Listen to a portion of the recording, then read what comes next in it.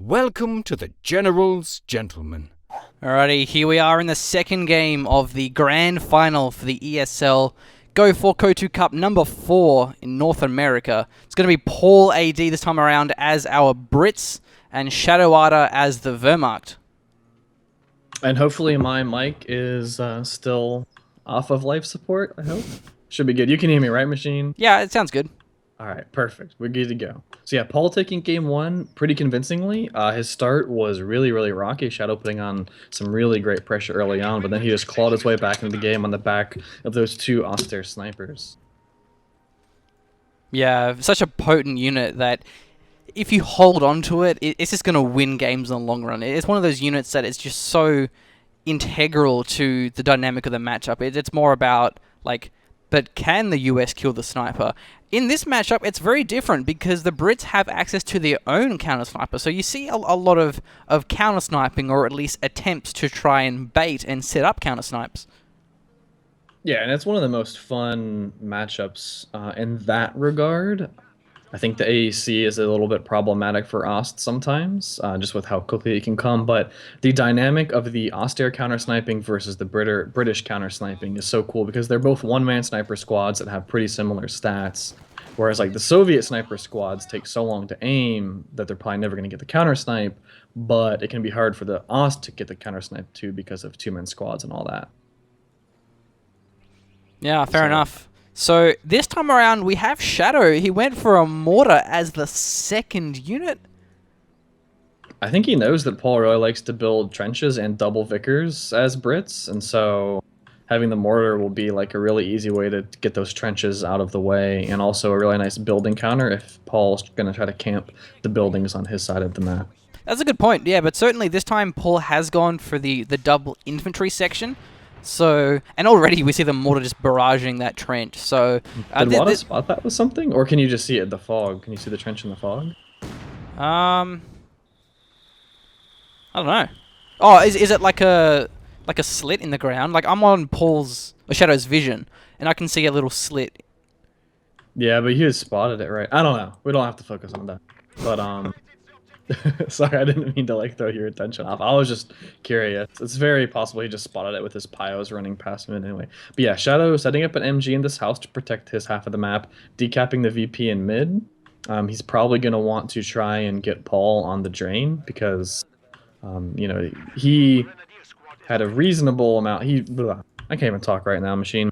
He drained Paul very well in game 1, which means if you can keep Paul on the drain in this game and goes to game 3, it's likely that he'll have faction choice. That's what I've been trying to say that whole time. So Paul's immediately going for his AEC rather than the sniper. So I think that's the biggest deviation that we've seen since the latest patch, where Brits would generally rush out their sniper. Yeah, and Shadow hopefully has watched Paul's play. Paul has been streaming his British play recently, and in this tournament I think Shadow probably had some time to check out his games. So hopefully he'll know the AEC is going to be rushed out as quickly as possible, and we'll see if he can come up with an answer for it, because I think a lot of people today have been having problems answering it properly. Yeah, it's a very potent unit. It can wipe squads on retreat so easily. So like lone capping can be quite risky. Like now, for example, with Shadowwada is capping up that strat point near the north. If the AEC comes on those pioneers, he can just chase that down and wipe it all the way onto his base. So maybe Shadow should try and build a really defensive telemine somewhere unexpected, where it'll prevent the AEC from chasing wipes. Now, look at this. And that's not like a particularly common spot, so it's nice. There are and he already caught Paul off in game 1. You know, he caught that 2-2-2 out. Unfortunately for Shadow, like, this is definitely a really great idea.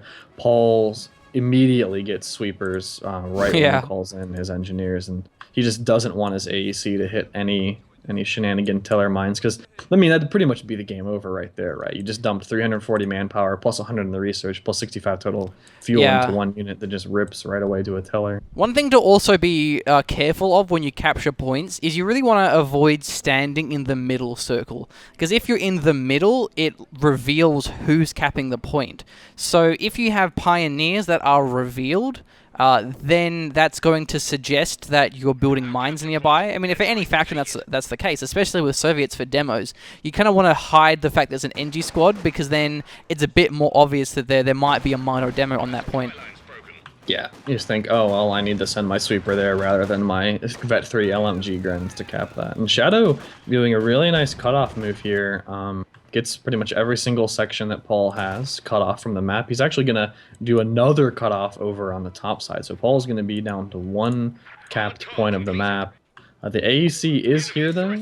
Shadow does have his Tier 2 researched. He just has not built it yet. So it's probably worth grabbing another Pioneer just to build his tech to get that pack out. Do you prefer pack or a quick Shrek? I'd probably go with the pack, but I can see both arguments. I just think the pack is going to scale a bit better in the late game. Like, I always want to have 2 packs by the end of the game, right? Whereas that's a good point. Yeah. I feel like it's a little bit easier to wipe the Shrek with the AEC. Oh, the AEC hits the so Telemine. Unlucky. Don't know if it really would have mattered, though, because the engineers were pretty close anyway, so they probably would have just swept it like after the AEC was repaired. But yeah, retreating through Telemines can be a problem. It's a lot of munitions gone.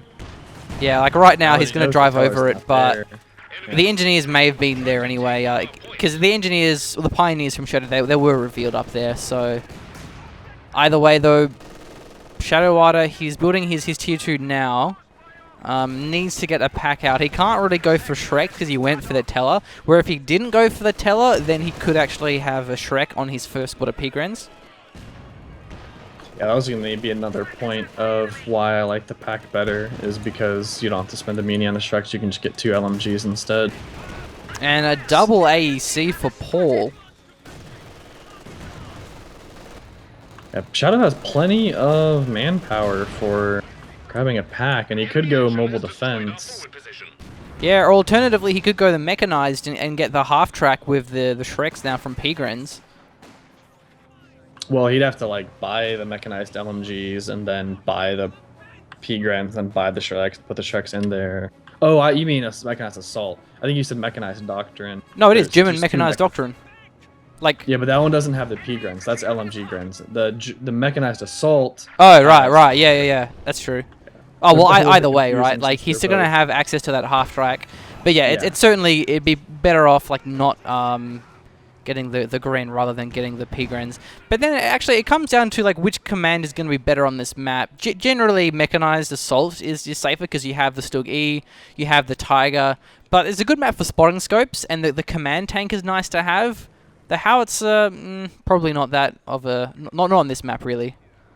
Well, if he thinks Paul's going to lock in tactical support, it might be worth grabbing. I mean, I don't know if he'd ever have the manpower to blow on the Howitzer in a 1v1, but like if you can just start shooting Paul's base as he's retreating, and if he doesn't have the right commander, like only one of his commanders can actually answer the Howitzer.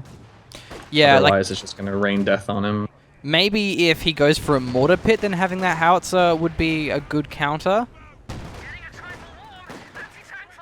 But having this mortar is going to be really, really advantageous right now with Paul trying to camp so many spots right around Shadow's cutoff.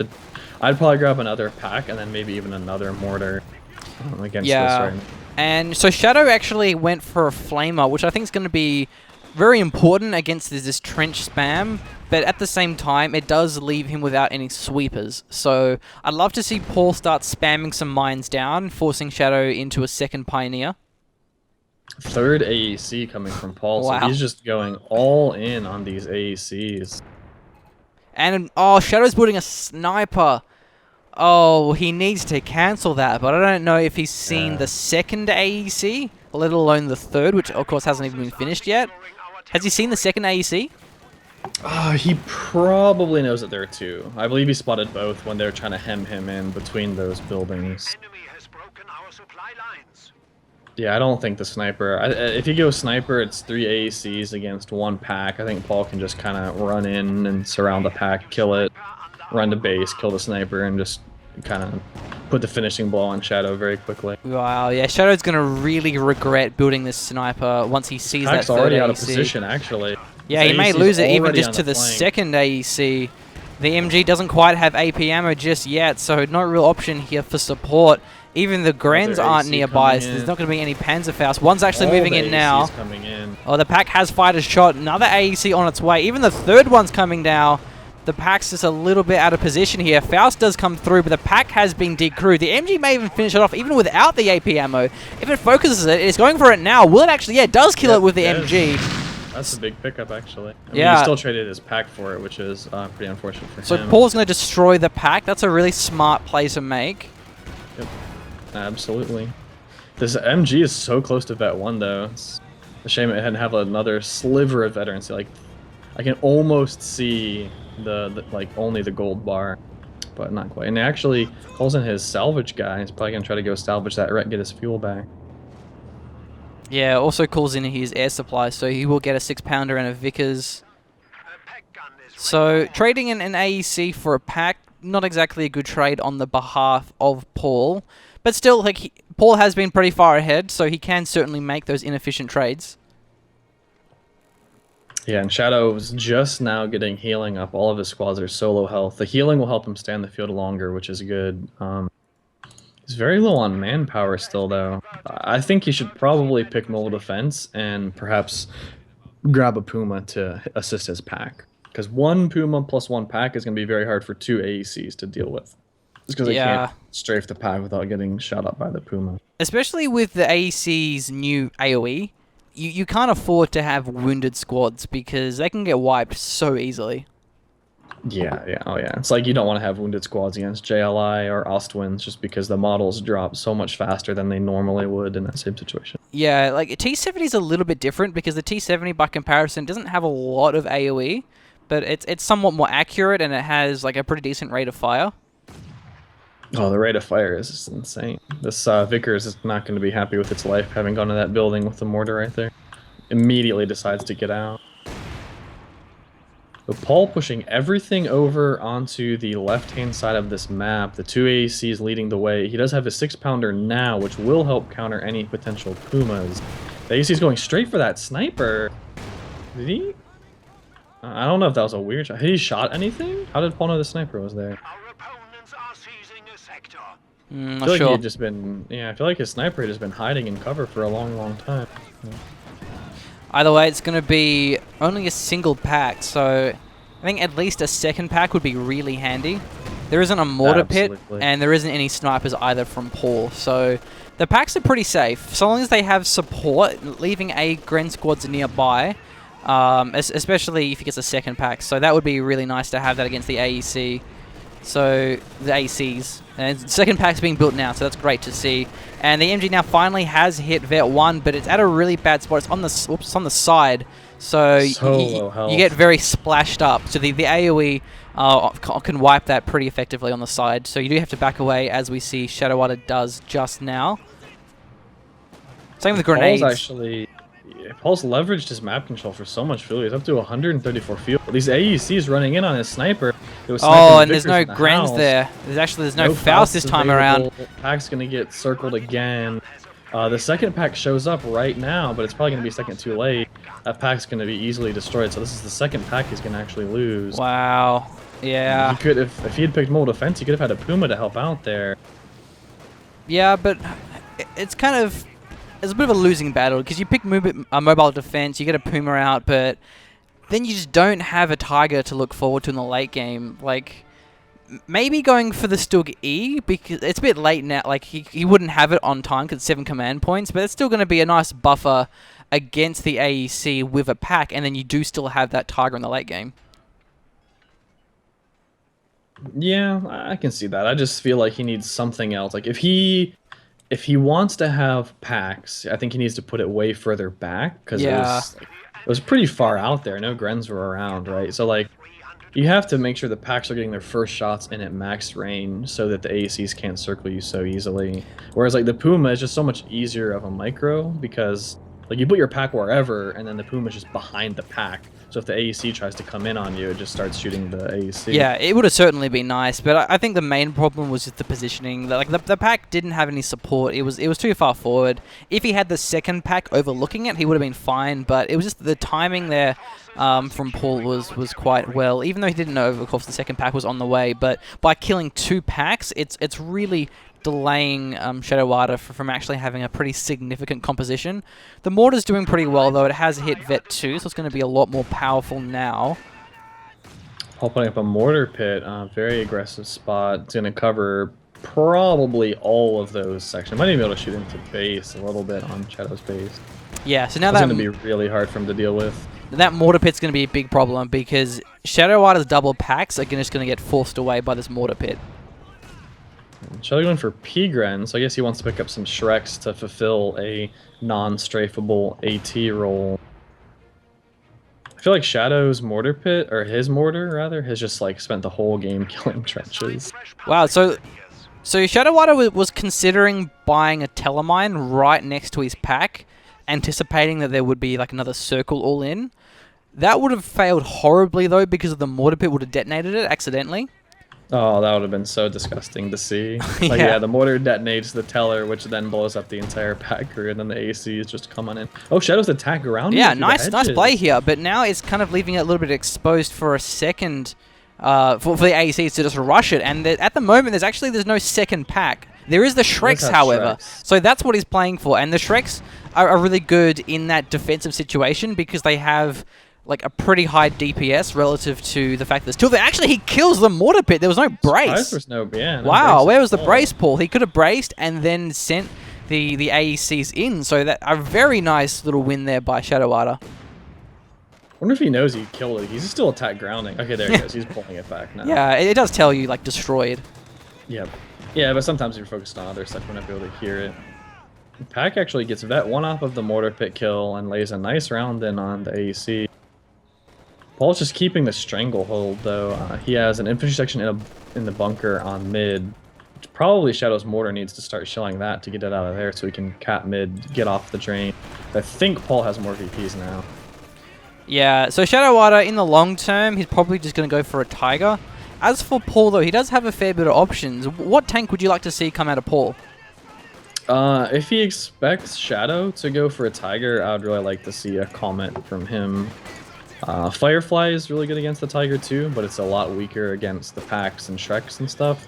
Whereas the Comet is so mobile, great against infantry, can outrange the Tiger. Yeah, getting both is really nice. To get the Comet first, then go for the Firefly afterwards. Pack just went down to that Vickers since Mortar's getting lit up by the Vickers. Oh, Shadowwada, he's letting the MG escape. He didn't actually fire the AP ammo. The Vickers does run away from that one. Those P-Guns are so low health. I'm surprised that AEC didn't chase him down, especially because he just decreed the pack. There would have been no AT to stop his AEC from chasing down those P-Guns, wiping the Shrek squad. Yeah, now the Grin's going to cap that one back, so that would have been pretty bad there. So the game is still in the favor of Paul, but he's running out of time until Shadow gets a tank of his own. At the moment, if he wanted to, he probably could pull out a Stug. Maybe. I don't know how the Stug does against double AEC, though, and there's a 6-pounder in the field.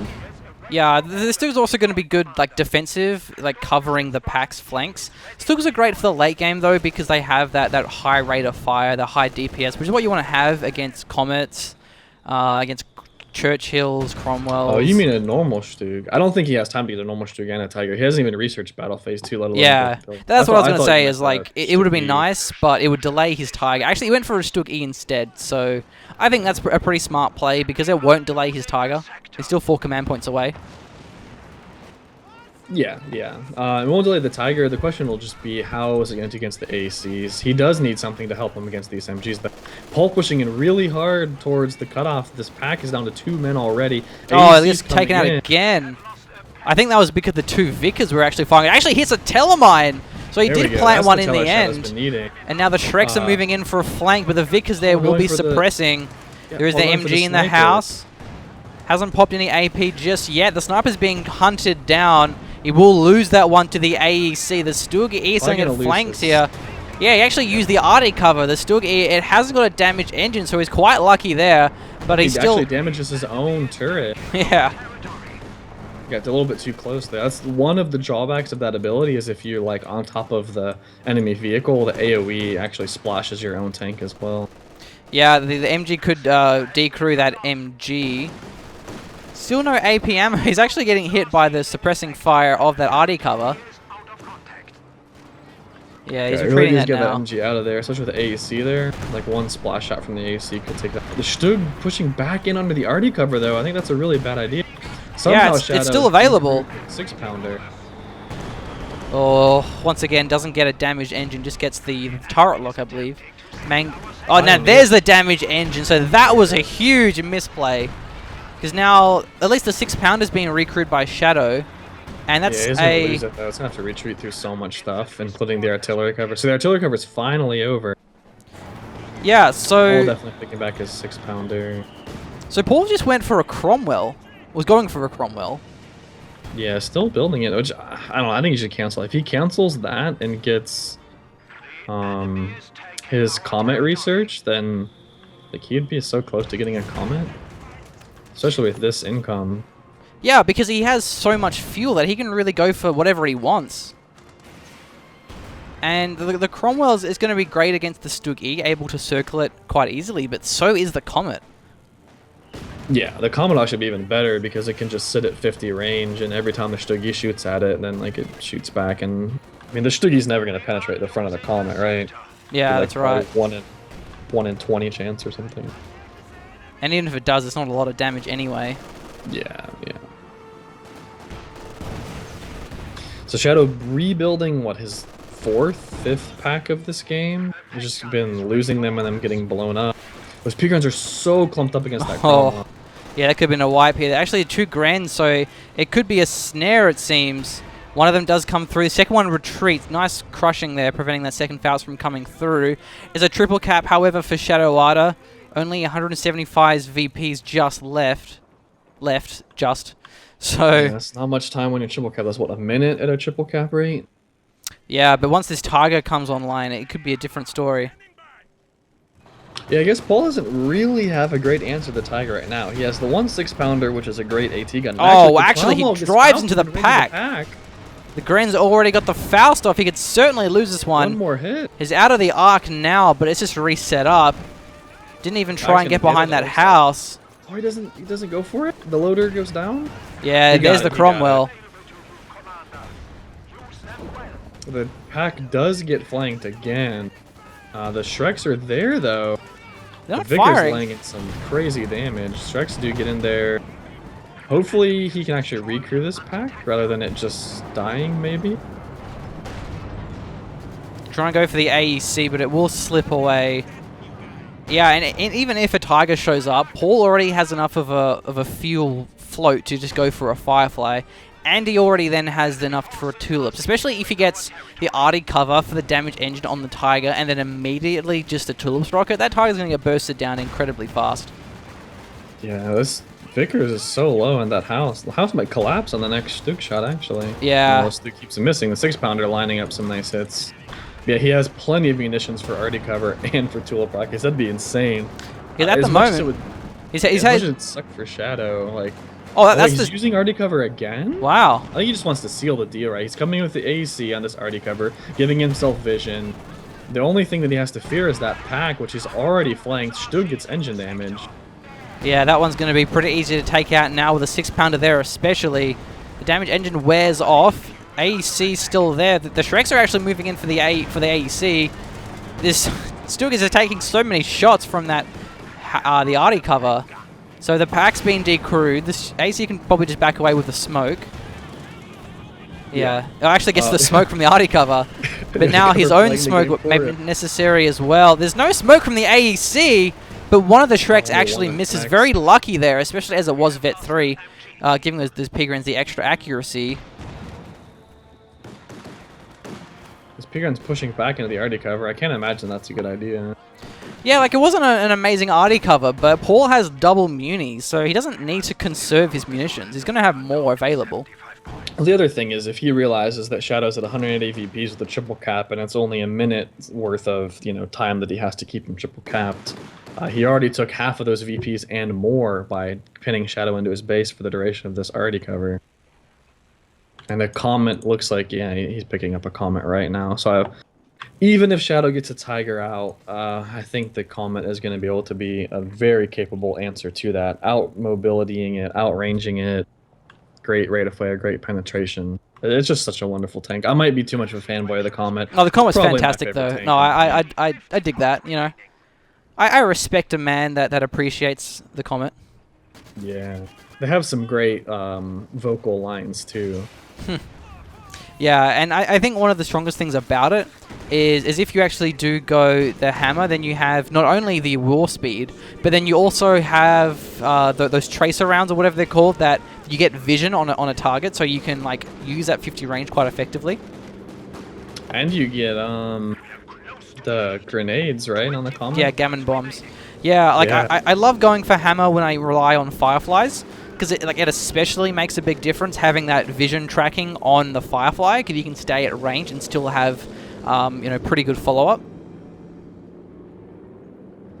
Yeah, absolutely. And I mean, the Firefly is so great at max range. But I think was it you or somebody else was talking about how like one of the hardest things with tank destroyers is getting them the vision they need. And like you were saying, the tracer rounds do that for you, which is really, really great. And Tiger rolling out, but 3 VPs left.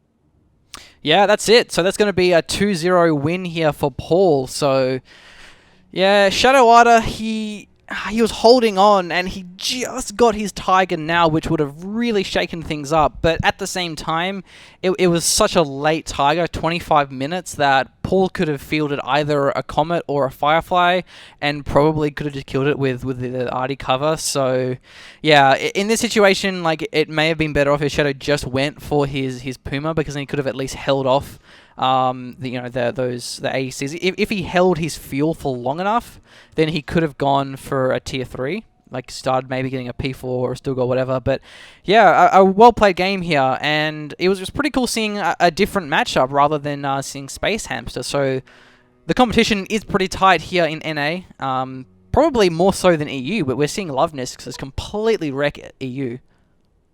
Yeah, so I would wonder at this, maybe some of our statistician buddies or something in the community can find out, how many games over the past 3 weeks has Love Nest lost? I know he's won all of his sets, obviously, because he's won the past 3, but how many games has he dropped? I think that'd be, I know he's lost a couple, but I would love to see his win-loss. You can probably in just these click on his ESL. profile and find out. You're talking about ESL specifically? Yeah, just for the ESL. Yeah, it should be pretty easy to find out, I reckon, if you just click on his profile. Okay, I'll have to check that out, because like you were saying, I mean, Love Nest, I don't want to be too much of a Love Nest fanboy. Obviously, he's in my clan, so, I like him, but he has looked just so solid, right? And just nobody seems to be able to phase him. Yeah. Especially his Soviets. I wonder if his Soviets specifically have lost. Yeah, it's a good point. He's always a dominant player, but that's it for NA. Congratulations to Paul now for taking the fourth NA Go for Coh2 Cup. So that'll wrap it up for now, but we will return next week, and we also have the monthly cup coming up soon. So that's pretty cool. Is the monthly cup next week, or is it a normal thing next week? I'm not sure exactly. I need to actually check the dates. I kind of take it 1 week at a time. I'm that prepared, as you can generally tell by watching our stream. So I will just leave a couple of plugs. I will definitely post this grand final and maybe the semis as well and a few other games into my YouTube channel. So that is youtube.com/generalsgentleman. So I do a lot of Company of Heroes 2 stuff there, as well as other RTS games like Command & Conquer Generals, for example. And follow me on Twitter, where I post things, keep up with stuff, and of course our Facebook. So I believe that you have a Twitter as well, which you can feel free to plug. And also, if Momo is streaming, I told him that I would actually host his stream. I'm checking if he is now. I think he's about to stream tonight. If I can do that plug, I think me and Momo are gonna play like an hour. Okay, do you want me to host you? Or something. Host Momo. I think he's gonna be the one streaming. Okay, all right, sure. All right, yeah, thanks for watching, guys. We do appreciate your continued support following us through NA. It's pretty cool to have people really keen to see how these games go. And of course, a big thanks to Ciaz jumping in pretty last minute with the grand finals and doing a great job with the analysis. Well, thank you very much. It's always happy to cast, especially with you guys. But casting is one of my favorite things to do in Coh2. I hope that I can give back to the community Yeah. with it, since I've spent so much of my life playing this game. I like to try and teach other people about it too. Yeah. Well, next week Blake's going to be back because he is actually he's been on holiday for the past 2 weeks, so that'll make it a bit more interesting. We'll have 4 casts to sort of rotate between. Yeah, and we could even do like split up the brackets. Maybe if we have some situations where there's like 2 hype matchups going on, then maybe we can have them both, and then whoever. I don't want to split up the viewers, but that way we get more coverage at least. Or maybe me and Momo can do one like and put it to YouTube later rather than streaming it. Yeah, so how the ESL brackets work is you can actually download replays via the ESL brackets, like because people are required to post their games. So you or anyone else can go back through the brackets, click the match results, and download those replays and cast them. Yeah, yeah. I just mean, yeah, getting as much coverage on these awesome matchups, I think, is very cool and very important. Momo's gonna play. Oh, that's next awesome. week, so that's good cool. because now that Blake's back, now like we can cast the first few games, and Sears and Momo can both enter. Yeah, I could play next week too, and then when I get knocked out in like round of 16 Then you or can come 32, cast. Yeah, awesome. Yeah, don't want to be too optimistic, right? Yeah, we'll cast you and Momo in the finals. Wouldn't that be awesome? That'd be sick. I would win though, right? So, Of course. Momo was easy. Momo was easy. Please subscribe to the General's Gentleman. If you enjoy our content, you can support us at patreon.com/General's Gentleman.